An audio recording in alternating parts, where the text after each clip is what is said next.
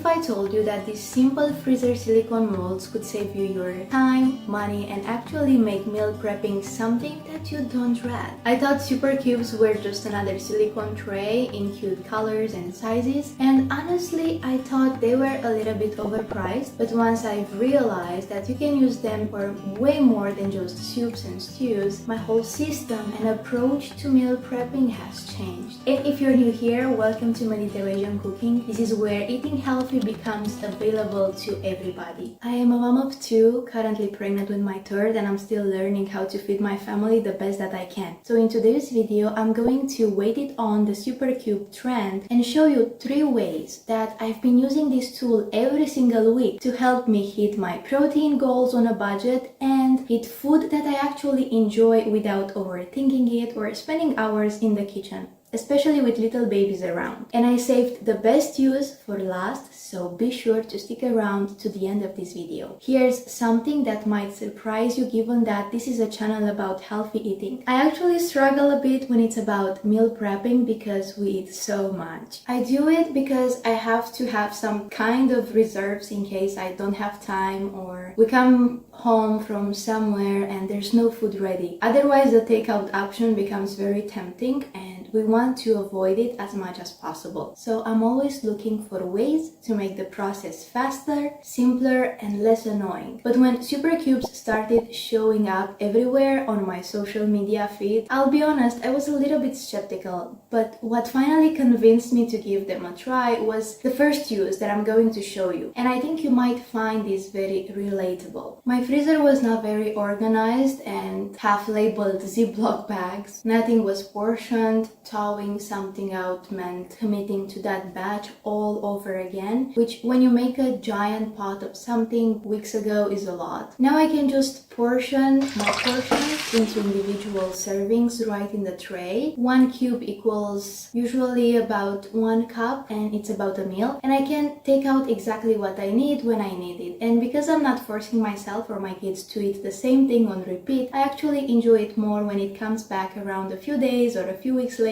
So same dish, way less boredom. And I love having a variety of choices at my fingertips. I bring my lunch to the table in just a couple of minutes if I need to every day, and I love having a hot meal that tastes better than anything that I could get at the drive-thru. And I've pretty much put an end to food waste in my kitchen, which is a huge win for us, especially when you're trying to not throw away food at all. And ideally to stick a budget. Once I got leftovers sorted out, I started thinking bigger. What if I could do this with ingredients that I would normally never bother making from scratch? So that's where use number 2 came in, and again, it completely changed how I think about stretching my food dollar. So really, most people don't cook dried chickpeas, dried beans from scratch, and I get it, it takes so long. It takes time, and canned beans are so widely available, not too overpriced, but dried chickpeas cost a fraction of the price. And I honestly think that they actually taste better. But the problem for us was always the quantity,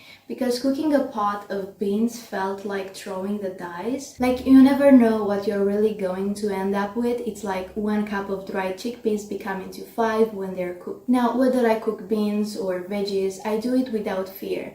I make chickpeas, white beans, black beans, whatever I'm working with that week. Also very big quantities of meat, whatever is left over, and I can just portion straight out into my super cube tray, and I know exactly what each cube equals. And I can have them whenever I need to. I love being able to pull 1 or 2 out and just toss them directly into the pot, especially because the kids don't always eat with us. They might want to have their meal a bit later, and I can have them whenever I need to. I love being able to pull 1 or 2 out. So if I'm making a curry or a stew, it's like an extension of the pantry in your freezer, except you made it all by yourself for literally pennies a serving. So once I got beans handled, I thought, what about everything else that goes into a recipe or a meal? Was I saw people using this for component prepping items instead of complete dishes, my weekly prep time dropped dramatically. So the next use is where that really comes together. This is the shift that changed everything for us, and it's way simpler than it sounds.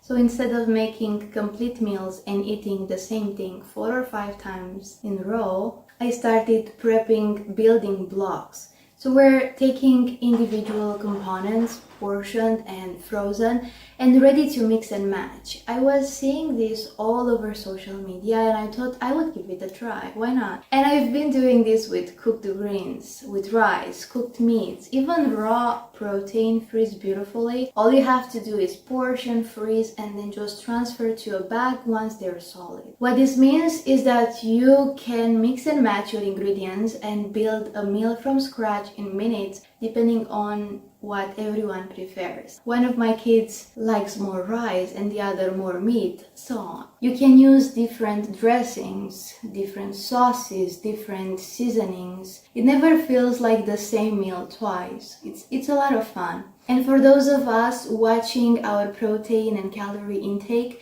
this also makes tracking so much easier, especially during pregnancy, when the protein intake has to be way higher than the regular one.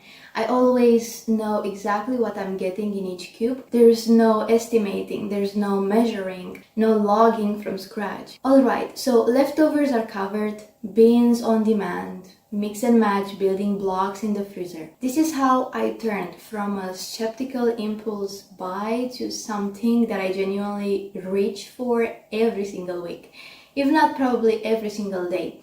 I'll link the specific trays that I use down in the description below. Be sure to let me know in the comments if you have discovered any other uses for these super cubes that I might not have covered today. I'm making 9 essential Mediterrasian prep items that I'm gonna be freezing into the blocks. My goal is to create a perfectly balanced from scratch plate every time without the stress of cooking from zero. To keep things balanced and nutritious, I've prepped 3 high protein, 3 starches, 2 veggies, and 1 comforting soup that you must try. And to really test if this is the most efficient way to eat healthy as a busy mom, every day for lunch this week, I'm going to be making a meal using only my frozen cooked food. Because I want to help you get started on eating healthy journey, I'll be sharing all my recipes into the description, into a docs. You can also find my digital cookbook linked down below. All of these are completely free, so just grab them. Alright, now let's get into the first. Now normally most people just use the breast for breaded chicken, but today we're using a whole bird. I'm starting by breaking this down, cutting the back legs, separating the breast and getting those wings. Since this is a smaller farm fresh chicken compared to the massive ones you see in the stores, I'm slicing the breast into these beautiful 1-inch thick pieces. For the coating, I'm keeping it simple, 1 well-beaten egg and a separate plate with plenty of breadcrumbs, salt and black pepper.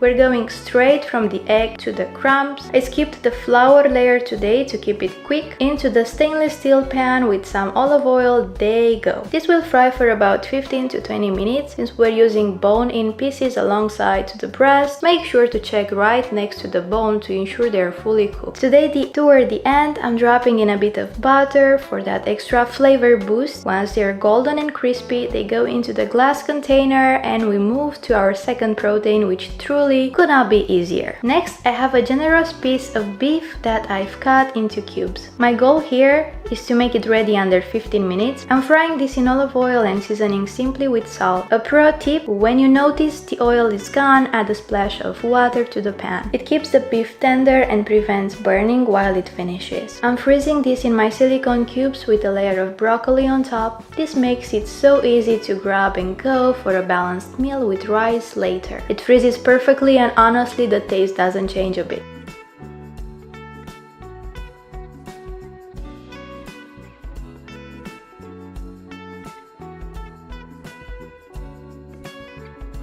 Moving on to our fajitas. Now for an authentic look, you'd use bell peppers, but I'm using these crunchy red peppers I had on hand. I'm slicing them thin along with half a red onion right into the same pan I used for the chicken to soak up all that flavor.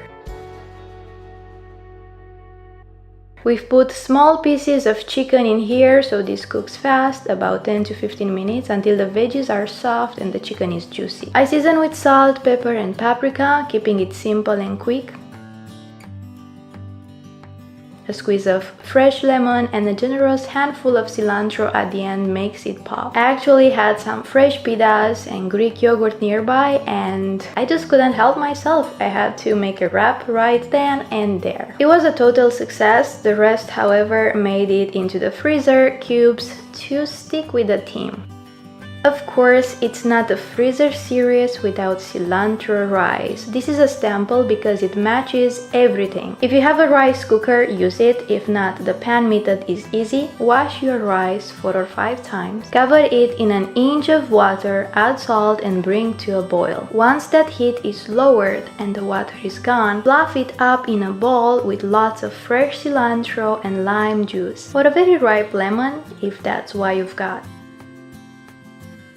These cubes are beautiful and ready to save your life after a busy day. When it comes to starches, I feel like lentils are so underrated. This recipe is inspired by a dal recipe. I'm washing a cup of red lentils and bringing them to a boil with salt. While that's working, I'm finally chopping half an onion and 2-3 cloves of garlic. I prefer chopping over mincing here to keep that texture. Saute those in olive oil until they're beautiful, then add in 3 roughly chopped ripe tomatoes. Cover for 5 minutes, then mash them down with your spatula into a gorgeous homemade sauce.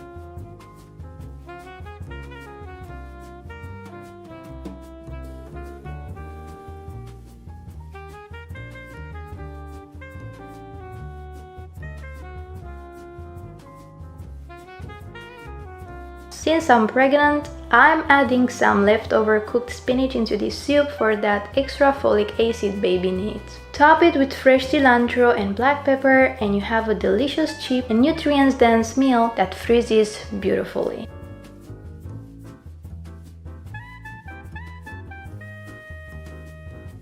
Now for my homemade hummus. We make this every couple of days and no exaggeration. Canned chickpeas mashed well, salt, minced garlic, lemon juice and plenty of tahini. Standard recipes call for 1/4 cup, but in this house we go for a full half cup. The funny thing is that by the time I went to freeze this, my family had eaten almost all of it. It does freeze well, I just barely had enough left to show you because we enjoyed so much. A healthy addition to any dish is a hit of greens. For the spinach, I'm doing a quick 30-second blanch in boiling water, then straight into an ice bath to keep that color. For the broccoli, I'm using the florette and the steams, which are so delicious, and boiling them for 4 to 5 minutes. I'm layering this in the mold, spinach on the bottom, broccoli on top, so I can decide exactly how much of each I want for my portions later.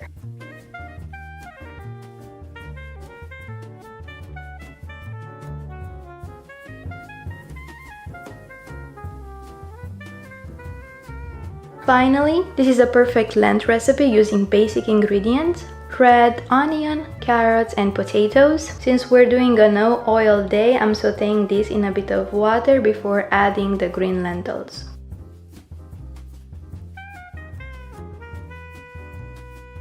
Season with salt, cover with water or veggie broth and let it simmer for 20 minutes.